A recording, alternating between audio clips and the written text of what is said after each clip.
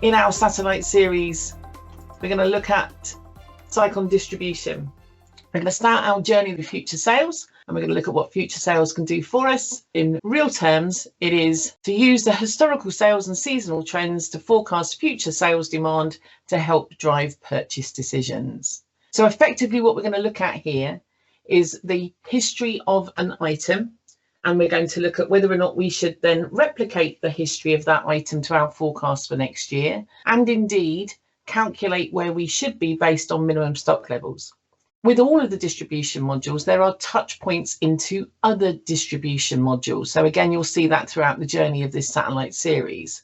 So when we do look at future sales, we're also going to look at whether or not we want to include the forecast that future sales produces for us in material planning. We'll look at material planning a little later in that journey. There's also various areas that we will also touch on in SOP management, for instance, that again, future sales can display for us. So one of the things that we can do in future sales is we can calculate what the new minimum stock level should be based on how historical usage. In reality, what is usage? It could be that all you're interested in is sales order usage, but it could also be that you're interested in components to works orders, internal issues, but more specifically, lost orders, things that we haven't been able to fulfill because we maybe didn't have the stock, or maybe we didn't have the right price for them. But we don't want to lose that history. So things like lost order analysis, which can also be achieved from the SOP management module, may also be included in some of the future sales functionality. In the continuous theme of the Sicon umbrella, we are indeed going to look at our umbrellas, and we're going to look at the settings that sit in the background that will affect the way in which our forecasts and our minimum stock levels react. So we're just going to look at the Sicon standard umbrella. We're going to go into the locations first of all. You'll notice that there's some other features popping up on the screen. This particular one is part of our enhancement pack, the SOP pop-up. And there, as you can see, is my Sicon standard umbrella. And you'll also see that we have a minimum stock level here of 100. The quantity that I've currently got in stock, 3,099. Basically, what I want to know is whether or not I need to keep my minimum stock level at this level based on what I've got and what I've used to be able to satisfy future demand. So that's something that many customers will do manually. And there's a number of different reports that can be run to be able to give them a spreadsheet so that they can say, what should my minimum stock level be? And of course, that's what we're going to look at when we go into calculation of minimum stocks.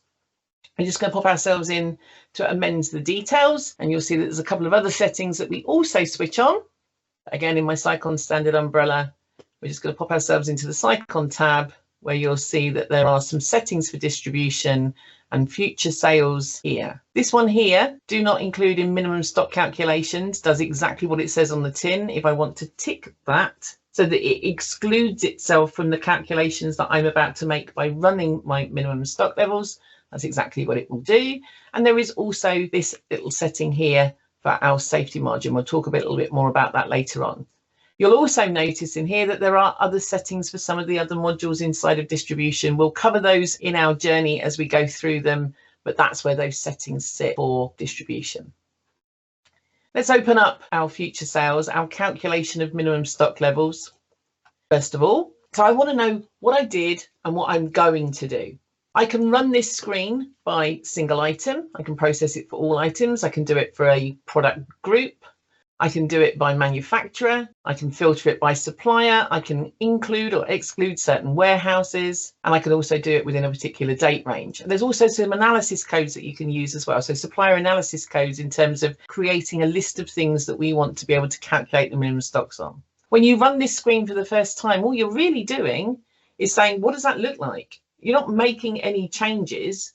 You just have an ability to see in one single holistic view everything that you need to know about the usage of that item and whether or not your current minimum stock should be the new minimum stock. There is also the opportunity for you to be able to interact with it effectively, that even though the system's telling me that the new minimum stock level should be this based on the calculation, I can still interact with it. And it's one quick, easy entry screen so that the procurement guys can make a decision very quickly as to whether or not they accept the new minimum stock level or create their own. We still want some manual human intervention into our buying and selling process. So we're going to run our support, our product group. Here's our product group. So I'm just going to run it for accessories only. And we're just going to say, go ahead and run that for me. Bottom of the screen, it literally is doing exactly that. It's running through everything that sits within that accessories group. And it's going to present to me all of those codes across all of the different warehouses, potential preferred supplier, who the manufacturer is, the last 2 years average monthly demand, the last 1 year's average monthly demand, the last 3 months average monthly demand, and then it'll display for me my free stock. It'll give me a view of whether or not a max stock has been set, and then it will show me what my current minimum stock level is, and then calculate for me what it thinks the forecasted minimum stock level should be. At the end of the screen, there's a percentage column, and that percentage column is going to tell you whether or not the new forecasted minimum stock is been increased or decreased, and if it has, what percentage by. I find that particular column the most useful to look at if we're presenting thousands of stock records, because I want to be able to see which ones it is saying to me that I should change up or down to the biggest level of increase. So the percentage increase or decrease column is going to be super handy for me.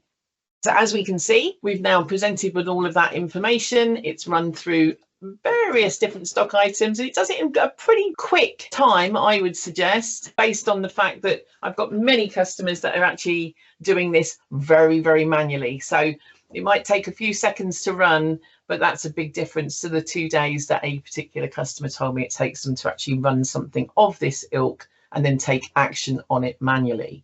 So we're just going to have a little look at the results. As you can see, each of these results, as we drill into it, becomes a little hyperlink that we can look at. And we can look at that monthly usage. We can show the calculation behind it. So that's the first thing that we're going to have a little look at. So any one of these will do. Let's just show my calculation. So what we're going to see in here is the average monthly demand, and demand equals usage plus lost orders. Usage, as we know, covers sales orders which have been dispatched, works order components, internal issues. That then divides it by the number of working days in the month, or in your settings. Average daily demand is then calculated.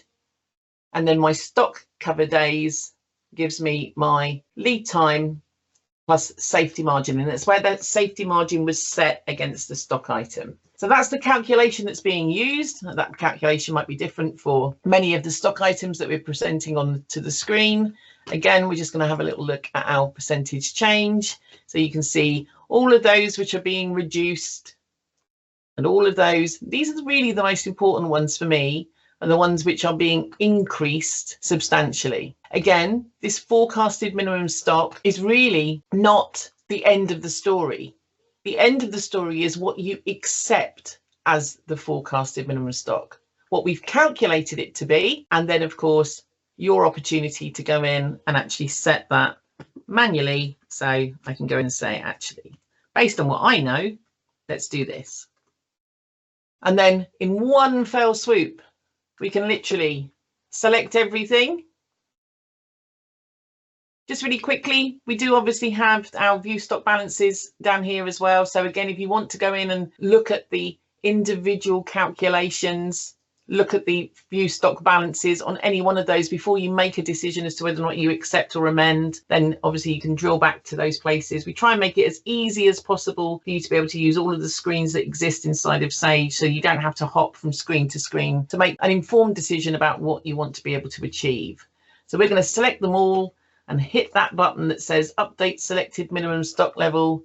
It says, are you sure you want to update the selected minimum stock levels? We're going to just say yes to that. And again, one click of a button across multiple items, it'll go away and enter that new forecasted minimum stock into the minimum stock field against the stock item against that particular warehouse. You can see all of my warehouses are indeed separated out. So I'm sure you'll agree that's a pretty quick process to be able to achieve that. And if we just pop ourselves back into the Sicon standard umbrella and we look in our locations, we can of course see that that has been updated to the new minimum stock of 1, because we've obviously got more than enough free stock to cover the historical usage and what we want to be able to achieve moving forward. That is very simply future sales, calculation of minimum stocks.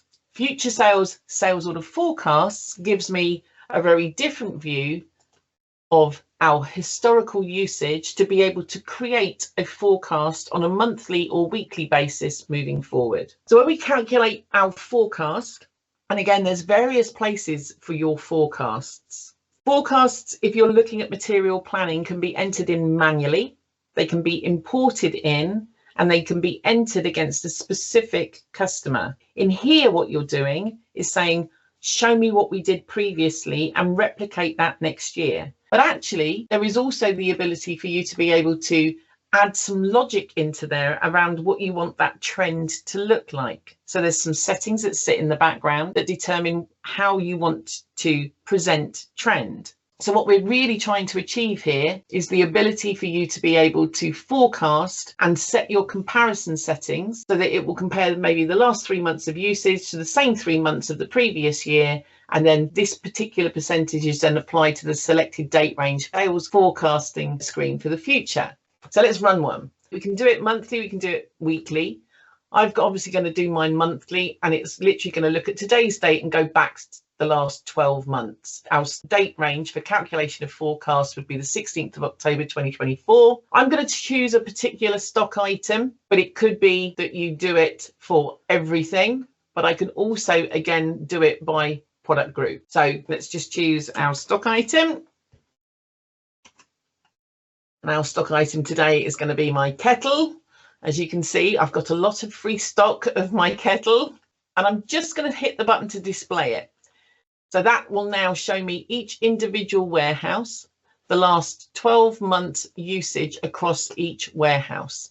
In the transaction type, you can again include and exclude certain transaction types from your forecast. So write-offs, internal issues, customer free of charge issues, transfers out, returns to the supplier, stock adjustments, sales orders, purchase returns, purchase goods returns, and of course my works order if you're using Sicon manufacturing. Likewise, I also have the ability to be able to go in and put some exclusions in. So if I want to include or exclude certain warehouses, or if I want to include or exclude certain sales orders. So one of the things that the forecasting utility is able to do is to look at anomalies. So where it's outside of what we are expecting, it will be highlighted to you. And if it is highlighted to you, you'd then be able to see or adjust the forecast, so include that or exclude that from the forecast. If I do want to physically exclude it and it appears on a particular sales order, then I can take one or many sales orders and exclude them from my forecast. So if you've got one particular anomaly where a customer's brought 125,000 and they're never likely to do that again, then exclude that from my forecast. So again, we can take them all, or we can take our selection. On our kettle, as you can see, it's predominantly the warehouse which has the demand and therefore all of the traffic in here. This is the one that I'm going to create my forecast for next year. Just by clicking on the item name, it will actually create for you a nice little graphical view of what you are seeing. So again, you can actually drill into any one of these and see where that usage is actually coming from. So was it a sales order? Was it an internal use? As you can see here, got a nice big fat one sitting over here where I've written off 47,000 in there. So any anomalies are highlighted for me, and I can go in and I can then just say, yes, I would like to generate myself a forecast for next year. Like I say, based on the settings that you have sitting in the background, the trends that you have, that will determine whether or not your forecast changes or not and what that's going to be. Despite that, you could equally go in and say, I do want to go in and make a change myself to that. So Again, if I just put that in as a 1 in there, then I truly get my forecast. If I change that to a 0.5, again, we're seeing what that should look like based on a 0.5% change. So my calculation is being done based on historical usage, based on the settings that sit in the background for our distribution module. In here, as we can see, I can go in and again, I can manually override what my anticipated forecast is going to be. So I don't have to accept what the system is saying. However, if we accept that that is indeed the forecast that we want to produce, even then I can run it as many times as I want to. So I'm just going to put that in as my kettle forecast for 26 and save. So now I've got one or many forecasts that I can go and look at. If I go back in and view my forecasts, that will show me all of my forecasts. And as you can see, I've run my kettle forecast many, many times. If we just pop ourselves right down to the bottom, you'll see my kettle forecast for 26. And we can go in and view that forecast at any point in time. Where it gets super clever is that if you are going to use material planning and you want to consider that for your procurement moving forward, then I can generate an MRP forecast for this particular one. Like I say, I can run my forecast as many times as I need to, with exclusions, with a different percentage change, with more considerations for different warehouses. There's a number of different things that you might want to be able to achieve from that forecast before you physically then accept that into your material planning consideration. Or it's simply, if you're not going to use material planning, a forecasting tool that will store all of your forecasts for you so that you can make effective change and plan for your procurement and indeed plan for your production. So where you are using Sicon manufacturing, it will, of course, give me an estimate of the number of things that we should be producing next year as opposed to buying next year. That, in very simple terms, is future sales in a nutshell. So it sits inside of Sicon Distribution, which is a suite of products predominantly for those organizations in a distribution world. They buy product in, they sell product on. However, distribution isn't just for distribution customers. We have many manufacturing clients that will also use the distribution modules for exactly that reason, because we integrate into our works order processing bill of materials in terms of usage. So from a production perspective, future sales is actually very, very important for them. For those people that are using material planning as part of distribution, then again, creating the forecast for procurement, absolutely key. But if you are using MRP, the full-blown version of material planning for material and resource planning alongside manufacturing, that too will give us the opportunity to create forecasts, which will also be included in the full-blown version of material planning. So when we go into material planning and we look at our forecasts, then we have forecasts generated by us, manually input. We have forecasts which have been imported, and then we subsequently have our forecasts which have been generated by the generate forecast utility inside of future sales and distribution. The really nice thing, in case you're not aware, is that if you are going to use this forecast tool as part of material planning, we will come on and look at this, of course, a little later in our journey.